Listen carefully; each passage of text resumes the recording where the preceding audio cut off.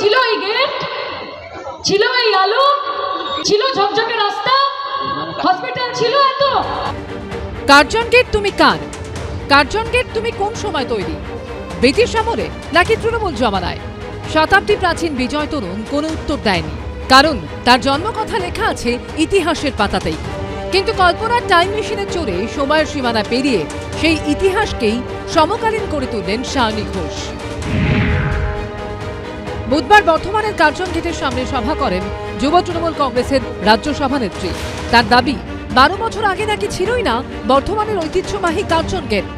মুখ্যমন্ত্রী মমতা বন্দ্যোপাধ্যায়ের শাসনকালে তৈরি হয়েছে গেটটি। মানুষের বাড়ি বাড়ি যান, তাদেরকে গিয়ে বোঝান যে 12 বছর আগে কি ছিল আর 12 বছর পরে মমতা বন্দ্যোপাধ্যায় আপনাদের জন্য কি করেছে। 12 বছর আগে ছিল এই গেট, ছিল এই আলো, ছিল ঝকঝকে রাস্তা, হসপিটাল ছিল এত, যানবাহন ছিল, কিচ্ছু ছিল না।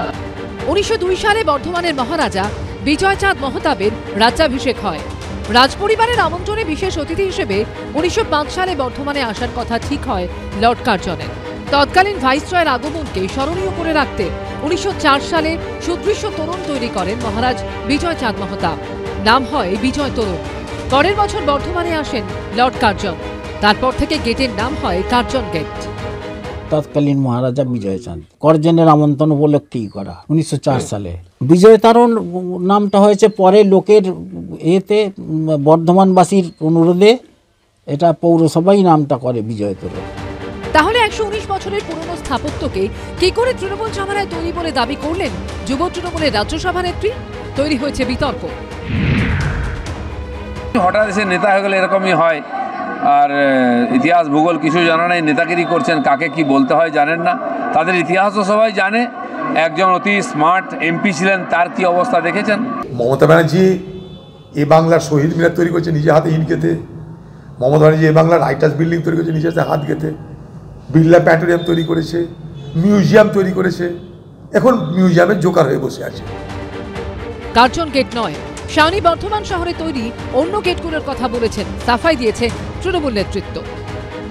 শাওনি ঘোষ অত মূর্খ নয় যে উনি এই গেটটাকে বলবেন। উনি বিশ্ব বাংলার লোগো লাগানো যে স্তম্ভটা কার্জন গেটের সামনে আছে সেইটাকে বলেছে। তার সঙ্গে সঙ্গে উনি বলেছেন যে গেটগুলো পশ্চিমবাংলায় নতুন করে করা হয়েছে সেই গেটগুলোর কথা উনি বলেছেন। উনি কার্জন গেটকে কখনো বলেননি। এর আগেও বিতর্ক তৈরি করেছেন শাওনি। 2015 সালে একটি ছবি পোস্টের অভিযোগে তার বিরুদ্ধে থানায় অভিযোগ দায়ের করেন বিজেপি নেতা তথাগত রায়। অভিযোগ, ওই পোস্টে তার ধর্মীয় ভাবাবেগ আঘাত পেয়েছে। ওই সময় শাওনির পাশে দাঁড়ান মুখ্যমন্ত্রী।